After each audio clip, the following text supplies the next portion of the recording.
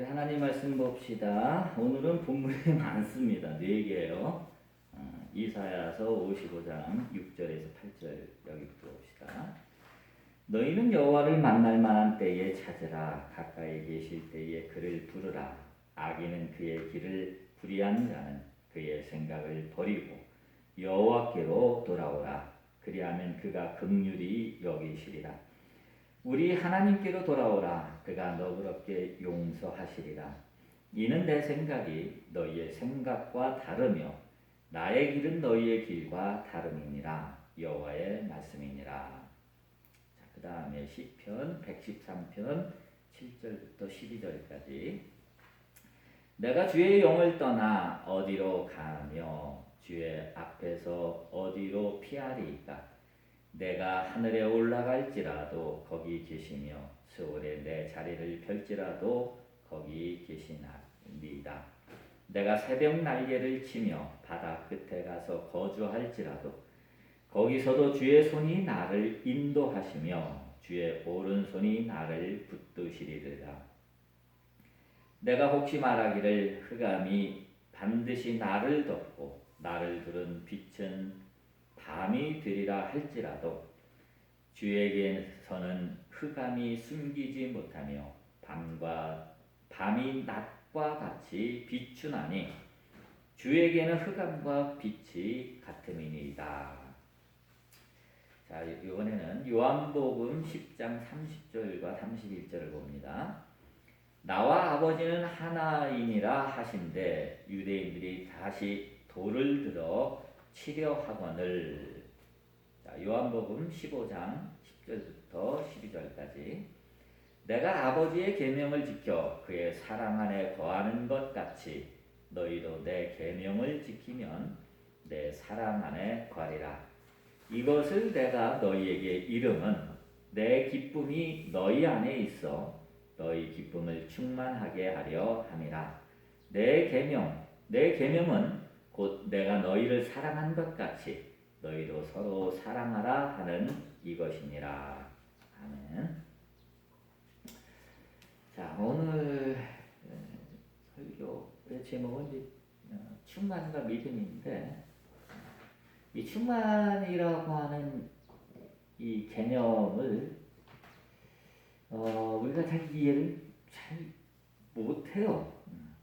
우리 뭐 성령 충만 원한다 뭐 어쩌고 저쩌고 뭐 하긴 하는데 이해 못하는 이유가 있습니다. 그것은 바로 성경이 그렇게 되어 있기 때문에 그래요. 이것이 아이러니죠. 그래서 오늘은 이제 이 구약 성경에 나타난 이 일종의 그 신개념, 하나님에 대해서 유대인들이 어떻게 생각하는지 이제 그거 좀 보고요. 또 예수님이 우리에게 하나님은 어떤 분인지를 가르쳐 준 것을 비교해 볼 겁니다. 그 다음에 그리고 나면 자연스럽게 우린 충만이라는 말이 어떤 의미를 갖고 있는지를 이해하게 될 겁니다. 그리고 그 충만이라는 것을 우리가 분명하게 믿을 때 우리도 충만하게 된다는 사실, 오늘은 그 말씀을 드리려고 합니다. 자, 우선 첫 번째로 이사야서 55장 6절부터 우리 다시 한번 봅시다. 여호와를 만날 만한 때에 찾으라. 가까이 계실 때에 그를 부르라. 이렇게 되어 있죠. 그러면서 8절에 보면 이는 내 생각이 너희의 생각과 다르고 내 길이 너희의 길과 다르다. 하나님이 그렇게 이사야를 통해서 말씀하시는데 내 생각, 즉 하나님의 생각과 인간의 생각은 다르다. 하나님의 길과 인간의 길은 다르다. 이렇게 지금 말씀하시는 거예요. 뭐 여기에 대해서는 그 누구도 뭐 반대하지 않겠죠? 뭐 모든 교인들이 다 그렇게 믿어요. 하나님의 뜻과 내 뜻은 다르다라고 합니다. 그런데 그렇게 말하려면 하나의 전제가 필요해요.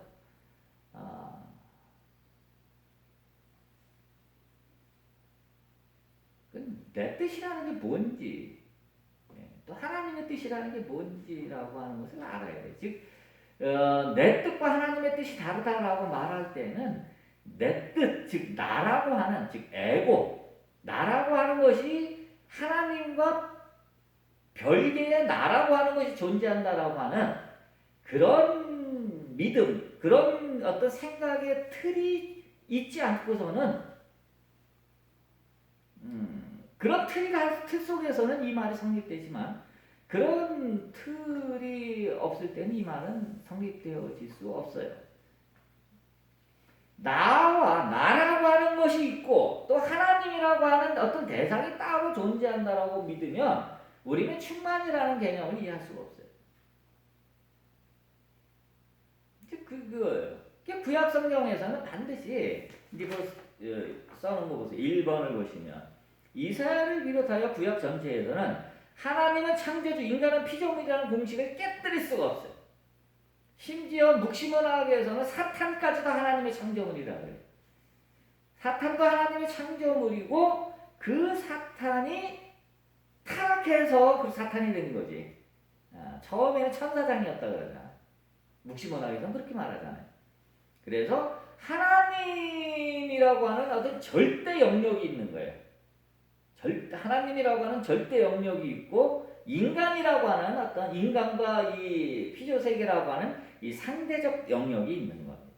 이 둘 사이는 서로 이렇게 교차도 안 되고 만날래야 만날 수도 없는 그런 거예요. 그래야 죄인인 인간은 하나님을 찾고 이사야서 있는 말씀처럼 하나님을 찾고 하나님께로 나가야 됩니다. 그리고 신명기서에 나와 있는 대로 하나님의 말씀에 순종해야만 그래야만 하나님으로부터 의롭다 하심을 받아서 이제 구원을 받게 된다는 거예요. 이와 같은 얘기는 신명기사과는 바울에게도 그대로 연결이 되는 거예요. 자, 그 다음에 오늘은 할 게 많으니까 이 정도 넘어가고 시편 139편을 봅시다. 내가 주의 영을 떠나 어디로 가며 주의 앞에서 어디로 피하리까? 내가 하늘에 올라갈지라도 거기 계시며 수월에 내 자리를 펼지라도 거기 계시나이다. 그래서 주께서는 주에게는 흑암과 빛이 같음이다. 뭐 이렇게 이제 얘기하잖아요. 자, 이사야서에 있는 말씀보다 조금 전에 읽은 55장에 있는 말씀보다 시편 139편에 있는 이 말씀이 조금 더 진일보된 말씀이에요.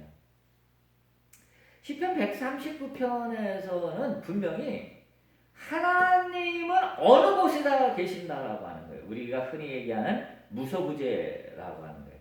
없는 곳이 없다. 하나님은 어디에나 계신다. 하늘에도 계시고 내가 수월은 음부라는 뜻이에요. 그러니까 이 음부라고 우리나라가 이제 성경에서 번역을 하는데 이 음부라고 하는 건 지옥이라고 하는 개념도 물론 있긴 하지만 그렇게 보시면 안 되고요. 스월이라는 말은 사람들이 죽어서 가는 곳이다. 그냥 막연한 우리로 말하는 저승의 개념이다 생각하시면 됩니다. 거기 뭐 반드시 악인만 가는 것은 아니죠. 그런 의미예요.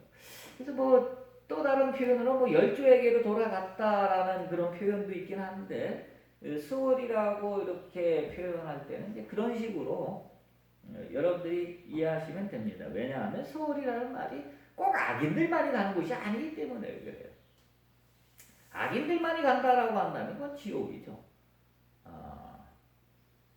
그런데 그렇게 보지 않는단 말이에요. 그러니까 죽은 사람들이 가는 그 어떤 곳을 그냥 수월이라고 얘기하고 우리식으로 말하면 그냥 이승의 반대말인 저승의 개념으로 받아들이시면 됩니다.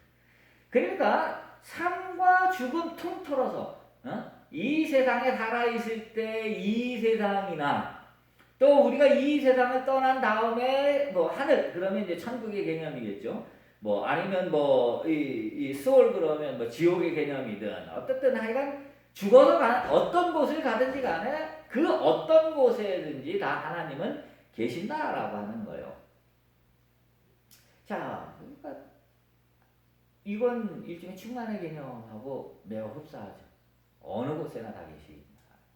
그런데 여기서의 문제점은 뭐냐면 여전히 그럼에도 불구하고 여전히 어떤 개념이 있어요? 하나님과 인간은 이게 딱 둘로 나뉘어져 있단 말이에요. 인간은 절대로 하나님은 없는 곳이 없다라고 고백함에도 불구하고 하나님과 인간은 건널 수 없는 강이 있는 거예요. 그렇잖아요. 인간은 인간일 뿐이야. 하나님은 하나님일 뿐이야. 이 둘 사이에 이게 연결점이 없어. 하나님이 어디에 계신다라고 고백한다면 인간 속에도 당연히 있어야지. 내 속에도 있어야지. 그런데 아직까지 거기까지는 이 사상이 이 신관이 거기까지는 성장하지 아직 못한 거죠. 구약의 한계죠. 그래서 저는 구약을 저도 가끔 이렇게 인용은 하지만 구약에 있는 말씀을 마치 예수님 말씀처럼 진리의 말씀이라고 그렇게 해석하고 그렇게 이해한다면 저는 서슴지 않고 얘기해요. 유태계로 가라. 유대적인 사고지. 예수님이 우리에게 가르쳐주는 하나님하고는 다르다. 어떻게 다른지 봅시다. 요한복음 10장 30절을 보면 나와 아버지는 하나다. 이 비로소 이제 시편 139편의 한계를 뛰어넘은 거예요. 하나님이 어디나 계시면 내 안에도 있지. 네 안에도 있고 어디든지 다 있잖아. 그럼 뭐야? 내 안에 하나님 있고 하나님 안에 내가 있어. 그게 뭐라 그래? 하나라고 그러는 거 아니야 그걸. 내 안에 하나님이 있으면 나와 하나님이 구별이 되지 않잖아. 구별되지 않는 하나됨이란 말이야.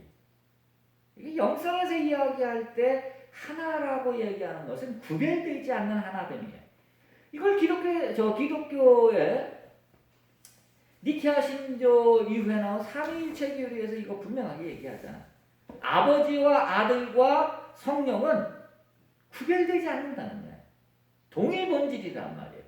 내 안에 하나님이 있으면 나하고 어떻게 하나님이 구별되겠어? 예수님이 그 말씀을 하시는 거예요. 나와 아버지는 하나다라고 얘기할 때 삼위일체 교리에서 말하는 것처럼 내 안에 하나님이 있고 하나님 안에 내가 있으니 내가 곧 하나님이다라는 뜻이야. 이 당시에도 유대인들은 그 말을 이해할 수 없었어요. 도저히 이해 못하는 거예요. 그들의 유대적인 사고 체계 속에서는 이건 불가능한 얘기거든. 하나님은 하나님, 인간은 인간이기 때문에 그래요. 그러니까 유대인들은 어떻게 했어요? 돌을 들어서 예수님을 치려고 했어요. 신성모독이다라는 거예요. 신성모독. 근데 참 아이러니하게도 2000년이 지난 이 시점에서도 우리가 하나님이 나와 하나다. 내가 하나님이지. 라고 말하면 오늘날 교회에서도 돌맞아. 신성모독이야. 그죠? 여전히 아직까지도 이 이원적인 하나님은 하나님, 인간은 인간이라고 하는 이 기본 틀을 아직도 못 깨는 거예요. 예수님이 그렇게 말씀하셨음에도 불구하고 그 말이 성경에 적혀 있음에도 불구하고 안 되는 거예요. 물론 전제가 필요합니다. 내가 하나님이다라고 얘기할 때는 이 몸뚱아리가 제가 전에부터 얘기하잖아요. 이게 내가 아니라 그랬잖아요. 내 생각이 내가 아니라 그랬잖아요. 나는 아무것도 할 필요가 없다라는 그 책에 제가 아주 자세하게 써놨어요.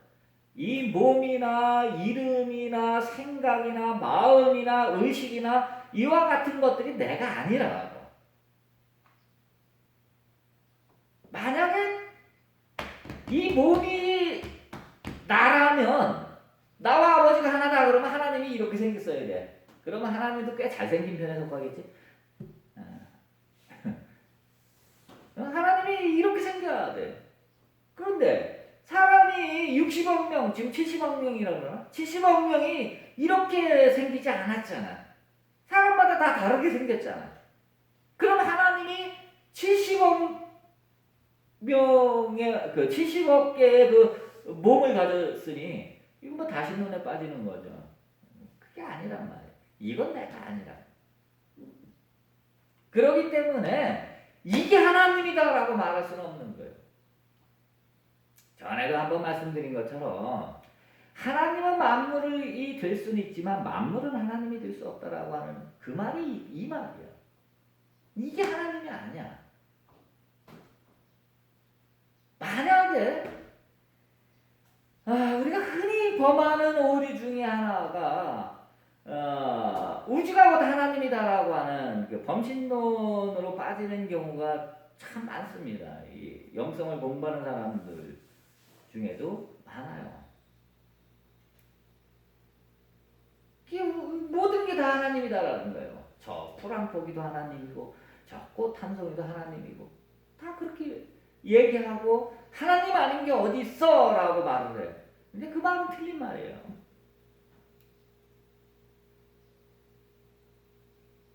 그건 그대로 그건 범신론의 함정에 빠지는 거예요. 하나님의 전체성을 강조하기 위해서 설명하다 보니까 그럴 수는 있지만 우리의 지각으로 인식되어지는 것은 하나님이 될 수 없다는 거예요. 왜냐하면 우리의 인식의 주체는 에고지 참나가 아니기 때문에 그렇습니다. 따라서 예수님께서 나와 아버지는 하나다라고 이렇게 말씀하시는 이 말의 본래 참 뜻은 뭐냐? 하나님이 예수님처럼 생겼다는 것도 아니고 모든 사람들이 하나님처럼 생겼다는 게 아니고 그 본래의 그것, 이 본래의 그것 이건 뭐라고 이름이 본디 없어서 사람들이 여기다 이름을 붙이는데 동양에서는 노자는 도라고 이름을 붙이기도 하고 성경에서는 영이라고도 붙이기도 하고 또는 이 후대에는 그리스도라고도 이름을 붙이기도 하고 하나님 나라라고도 하고 또 안에는 하나님 그 자체라고도 말하기도 하고 뭐 여러 가지 이름들을 붙여요. 그거요. 본디 이름이 없는 거죠. 그러므로 아버지와 내가 하나다라고 얘기할 때는 우리 눈으로 보여지는 우리의 지각으로 인식되어지는 것이 아니라 그 본래 그것을 말하는 거예요. 그거는 본래 하나님일 수밖에 없죠. 그것밖에 없는데 뭐. 이제 그 얘기예요. 그런데 유대인들은 그렇게 생각 못한죠. 왜? 그들은 자신들이 지각, 눈이나 이 오감으로 지각하고 인식되어지는 것이 실제라고 믿기 때문에 그건 또 받아들일 수 없는 거예요. 하나님은 하나님이고 나는 나지. 인간은 인간이야. 이 틀에서 못 벗어나는 거예요. 그 틀을 예수님이 깼음에도 불구하고 우리는 여전히 그 틀 속에서 유대적인 그 틀 속에서 여전히 있잖아. 그래서 이 구약의 오늘 이사야서 55장 여호와를 만날 만할 때 찾아라 그러면 가슴이 막 뭉클하고 은혜받고 말이야. 그런데 여호와께로 돌아오라 그러면 그가 너희를 긍휼히 여기시리라. 하나님 나를 불쌍히 여기시리라. 막 은혜받고 눈물이 절절로 철철철철 나죠. 이건 예수님이 가르쳐주는 하나님 개념이 아니라는 사실에 대해서 자꾸만 우리가 오류에 빠져요. 우린 예수 믿는 자들이지 유대교 믿는 자들이 아니잖아요. 그런 거예요. 자, 그 다음에 요한복음 15장 10절로 가봅시다. 내가 아버지의 계명을 지켜 그의 사랑 안에 거하는 것 같이 너희도 내 계명을 지키면 내 사랑 안에 거하리라. 내가 이것을 너희에게 이름은 내 기쁨이 너희 안에 있어 너희 기쁨을 충만하게 하려 함이라. 내 계명은 곧 내가 너희를 사랑한 것 같이 너희도 서로 사랑하라 하는 이것이니라. 계명, 서로 사랑하는 거예요. 그러면 기쁨이 충만하다는 거예요. 충만이라는 말 여기는 이제 동사형으로 쓰였는데 플레로 명사는 플레로마인데 이 플레로마라는 거 충만하다는 말은 글자가 꽉 차 있다는 거예요. 전부 꽉 차 있다는 거예요. 이제부터 이제 그 얘기를 합시다. 4번으로 갑시다. 예수께서 말씀하시는 이 충만은 허공을 말하는 거예요. 허공. 이게 쓴 우리나라 말로 빈탕이죠. 다석이 연모 선생님의 책에 나오는 얘기죠. 그래서 유연모 선생님은 이 빈탕이 곧 하나님이다 이렇게 말씀합니다. 허공이 하나님이다. 실제로 우리는 허공을 보지 못합니다. 우리는 허공이 아니라 허공을 바탕으로 있는 어떤 이런 것들을 보죠. 그래서 이 모든 것들은 허공을 바탕으로 해서 이렇게 드러나는 것들이에요. 나툰다라는 표현도 쓰고 현현이라는 말도 씁니다. 드러나는 거예요. 이 세상 모든 것들은 다 허공으로부터 나오는 겁니다. 자, 그리고 이 허공으로부터 나온 이와 같은 것들도요. 이제 양자물리학이 나옴으로 인해서 이제 이와 같은 것도 또 쪼개 미시세계로 계속 들어가면서 쪼개면 뭐가 되죠? 이제 분자가 나오죠. 분자를 쪼개면 원자가 나오죠. 원자를 쪼개면 원자핵과 전자로 되어 있고 또 원자핵을 쪼개면 거기에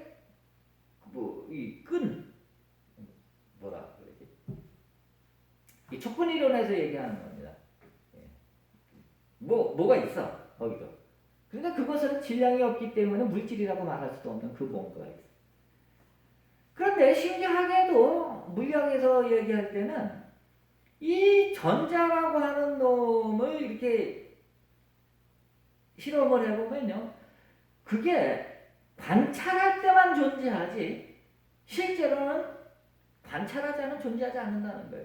즉 관찰할 때는 입자처럼 활동을 하는데 관찰하지 않을 때는 파동처럼 활동한다는 거예요. 파동 그러면 대표적인 빛이잖아요. 빛. 이 허공이잖아요.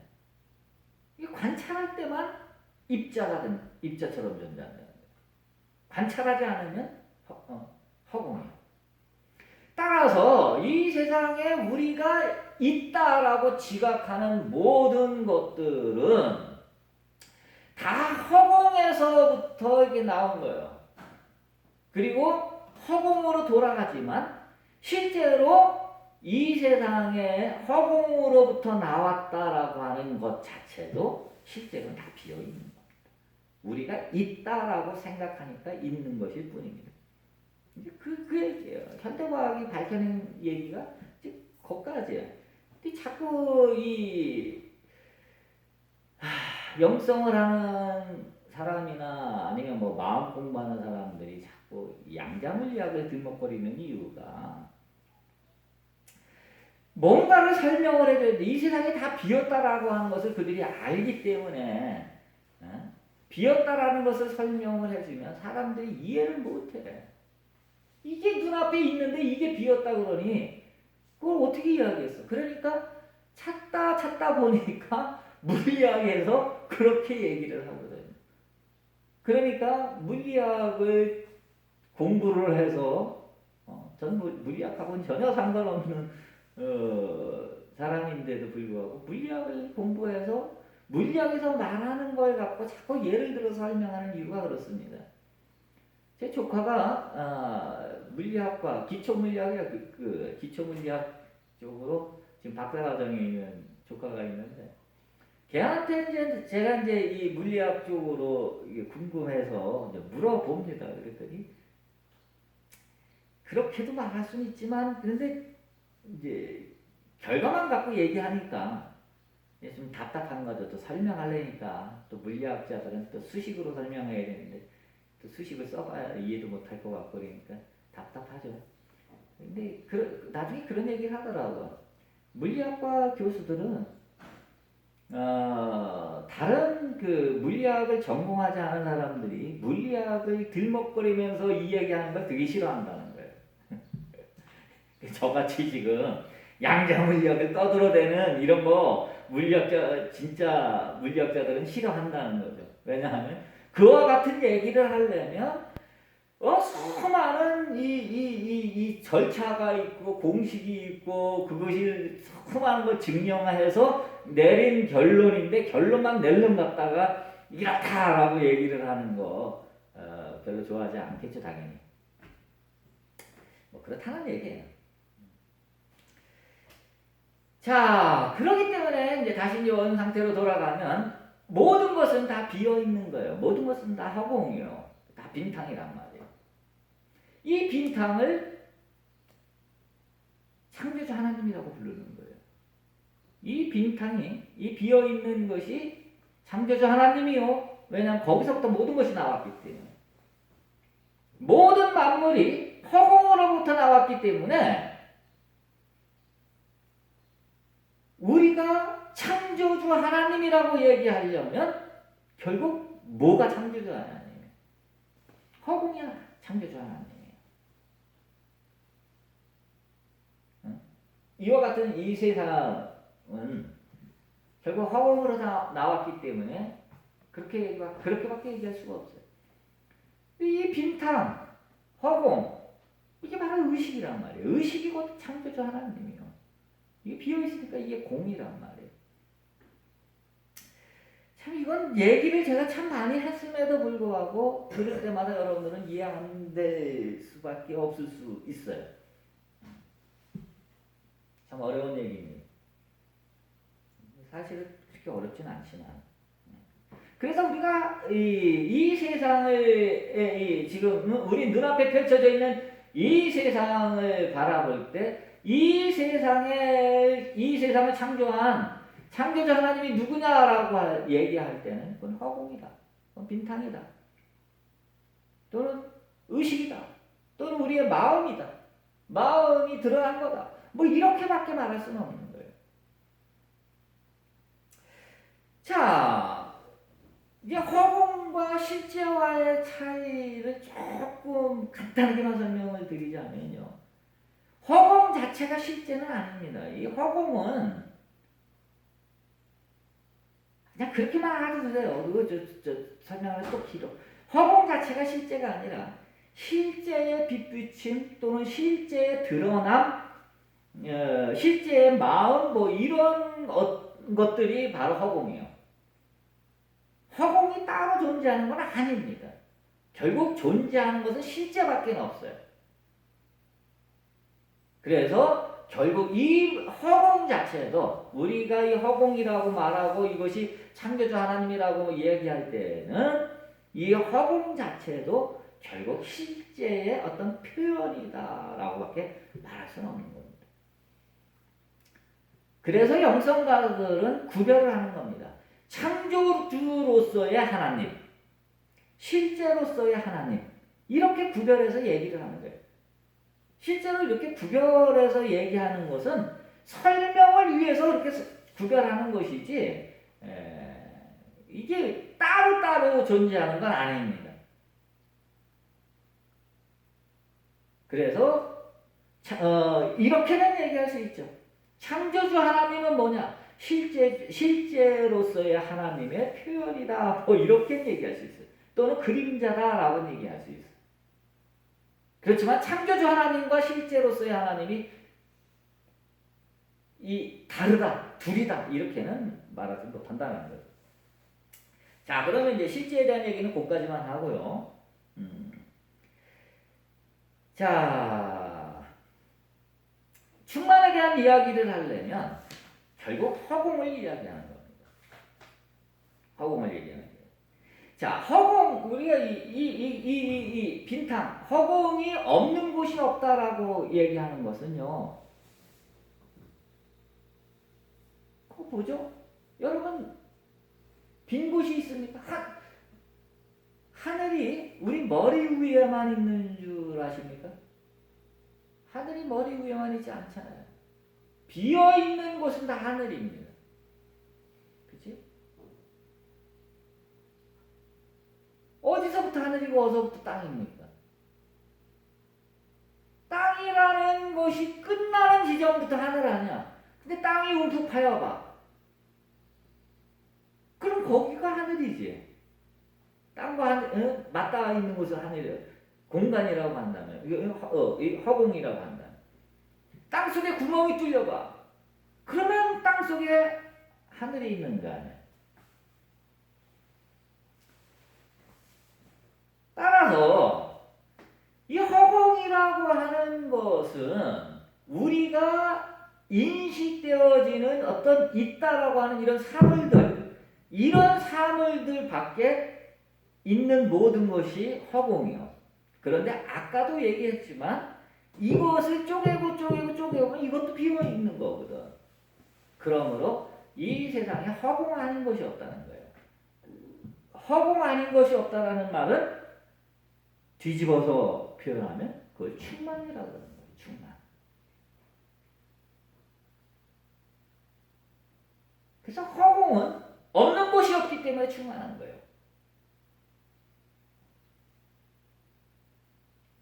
자, 그러면 이와 같은 얘기가 우리에게 이제 와 닿진 않는데 이렇게 얘기하면 우리에게 와 닿는 얘기가 될 수 있습니다. 뭐냐면 전에도 한번 제가 얘기했는데 여기 컵이 있다라고 한다면 컵 주위에 허공, 우리는 컵이 실제라고 컵이 나라고 한다면 컵에 채워진 컵을 이 몸이라고 생각하고 컵 안에 채워진 물을 나라고 생각한다면 그러면 어떻게 되겠어요? 이거는 이 컵은 물이 담겨져 있는 컵은 허공으로 둘러싸여 있죠. 그런데 나는 이걸 컵이 실제라고 믿어. 실제로 존재한다고 믿어. 그런데 내가 나 자신을 겸손 또는 순종 또 내려놓음, 용서 이런 걸 통해서 나를 자꾸 비워가는 거 아니에요. 이게 기독교의 핵심이 용서의 핵심이 이거 비워가는 거라거든. 나를 비워가는 거라고. 내 욕심을 비워가고 내 속에 있는 죄를 비워가고 다 비워가는 게 이게 기독교의 핵심이라고. 그래서 거기다 심볼로 우리 십자가를 내세우잖아요. 예수님은 자기의 마지막 물 한 방울 피 한 방울까지 다 비웠다는 거 아니야. 심볼이 십자가 아니에요. 십자가. 그래서 우리는 이 컵이 이 몸인데 몸은 못 비워질 거 아니야. 몸을 비운다고 해서 하루는 팔 하나 자르고 하루는 다리 하나 자르고 이럴 수는 없는 거 아니야. 이게 뭔 죄가 있어. 이건 내가 아니야. 비운다고 해서 손가락 잘라서 그만큼 비웠다고 말하는 사람 아무도 없잖아. 그러니까 결국 비우는 건 컵 속의 물이란 말이야. 내가 나라고 믿는 그 어떤 것, 즉 우리가 흔히 얘기하는 정체성이라고도 얘기하고 이걸 좀 더 확대해서 말하자면 영혼이라고도 얘기할 수 있고 어떤 우리의 마음이라고도 얘기할 수 있고 뭐 여러 가지로 표현할 수는 있는데 나라고 생각하는 것을 하나씩 이렇게 비워가는 거예요. 그런데 이 세상이 충만하기 때문에 내가 비운 그 즉시로 허공이 채워. 물을 한 숟가락 떠내는 즉시로 허공이 거기 채운단 말이에요. 시차가 없어. 그 순간 채워지는 거야. 따라서 여러분들이 내가 용서다, 뭐다 뭐 해갖고 순종이다 해갖고 나 자신을 죽입니다. 나는 날마다 죽노라. 우리 기독교에서 하는 많은 말들이 있잖아요. 여러분들이 스스로를 비운 만큼 허공이 채우는 거예요. 이 허공이 곧 성령이란 말이에요. 성령 충만한 거예요. 성령으로 채우는 거예요. 이건 그냥 저절로 되어지는 거예요. 뭐 성령 충만을 따로 받는 일은 성령을 아직까지도 대상으로 생각하기 때문에 그러는 거예요. 허공으로 생각하냐. 충만이라는 개념으로 생각하면 성령 충만을 따로 받는다는 건 있을 수 없다는 것을 여러분들이 알 겁니다. 그냥 나를 비우기만 하면 되는 거예요. 나를 비우기만 하면 자동적으로 채워지는 거예요. 근데 여기 하나의 전제가 필요합니다. 그 전제는 바로 믿음이라는 거예요. 우린 믿음이 없이는 내려놓을 수 없어요. 우리는 은행에다가 내가 갖고 있는 돈을 집어넣으려면 은행에 대한 믿음이 없이는 절대로 은행에다 못 맡깁니다. 내가 누구에게 돈을 맡길 때 그 사람에 대한 믿음이 없으면 돈을 못 맡겨. 이 사람이 사기꾼인지 아군인지 적군인지 진짜 믿을 만한 사람인지 아닌지 믿음이 없다면 우리는 그 사람에게 어떻게 돈을 맡겨? 믿음이야. 결국은 우리가 충만이라고 하는 이 개념을 이해했어. 그러면 이제 그래 충만하니까 나를 비우기만 하면 되는구나 라고 이제 이해됐잖아. 근데 어떻게 비우는? 믿음이 없이는 비울 수가 없어요. 내 모든 짐을 내려놓으려면 충만으로서의 하나님에 대한 믿음 또 그러한 믿음이 없으면 우리는 비울 수 없다는 겁니다. 누구를 용서하려면 내 죄를 고백하려면 그 죄가 사해진다라고 하는 믿음이 없이 누가 회개해? 누가 믿음이 없이 어떻게 신앙생활을 하고 어떻게 내려놔? 뭐 불가능한 거예요. 따라서 여러분들이 신앙생활은 믿음이 없이는 한 발짝도 갈 수 없는 거예요. 철저한 믿음을 가지셔야 돼요. 하나님에 대한 철저한 믿음을 가지셔야 돼요. 믿음을 가지고 나를 비우기만 하면 그 순간 채워지는 거예요. 충만에 대한 믿음만 갖고 있으면 그 순간에 채워지는 거예요. 따로 채우려고 노력할 필요는 절대로 없는 거예요. 따라서 하나님에 대한 철저한 믿음, 그 믿음을 가지십시오. 그 믿음을 가질 때에 여러분들은 비로소 충만한 삶을 살게 됩니다. 그러면 충만 뭐 때문에 충만이냐? 이 충만은 이 허공이라고 하는 것은 하나님의 어떤 즉 하나님 실제로서의 하나님, 즉 실제의 어떤 표현 방식이기 때문에 실제의 속성이 충만 속에 그대로 다 담겨져 있는 겁니다. 내가 나를 표현하면 어떻게 되겠어? 내 승질 표현하는 거지 뭐. 내가 나를 표현하는데 뭐 장동건이처럼 나를 표현하겠어? 지금 내가 설교할 때 장동건이처럼 설교해요? 아니잖아. 내가 누구처럼 해요? 나처럼 표현하는 거야. 실제의 표현은 실제의 드러남이란 말이에요. 그럼 실제 안에 뭐가 있겠어요? 아무것도 없지. 그런데 우리 인간적인 이 표현을 붙이자면 그 안에는 지극한 평화와 끝없는 사랑, 기쁨, 이게 충만하다는 거예요. 이게 오늘 본 말씀에 예수님이 그 얘기하는 거예요. 내 기쁨을 너에게 주니 그렇게 되면 그 기쁨이 너희에게 충만해질 거다라는 말씀을 하는 거야. 이건 인간적인 표현이지만 어쨌든 실제 안에 실제의 모습이 그대로 우리 속에 충만해지는 거예요. 표현. 그래서 기쁨이 충만하고 사랑이 넘치고 극한 평화를 맛보고 그렇게 되는 겁니다. 이게 영성의 길을 가는 사람들에게 주어지는 보너스입니다. 자, 그러므로 이제 맨 마지막 줄만 읽고 마칩시다. 충만을 믿을 때, 여러분 충만을 믿으셔야 됩니다. 난 믿어라고 얘기하지만 그렇게 믿으면 안 돼요. 믿음이라는 건 하나됨이요. 충만과 하나가 되셔야 됩니다. 그렇게 충만과 하나됨, 충만을 믿을 때, 즉 충만과 하나 됐을 때에 우리는 그것이 그렇게 되는 것이다. 이건 이렇게 대명사로 쓴 이유는 이거 표현할 길이 없기 때문에 앞에서 뜬금없는 표현을 쭉 쓰긴 썼는데 그와 같은 것들이 모두 다 포함된 얘기들입니다. 기도합시다. 사랑해 주님, 오늘은 우리가 충만에 대한 이야기를 했습니다. 이 충만을 참 믿는다라고 하면서도 우리는 충만을 여전히 대상으로 생각해서 믿지 못합니다.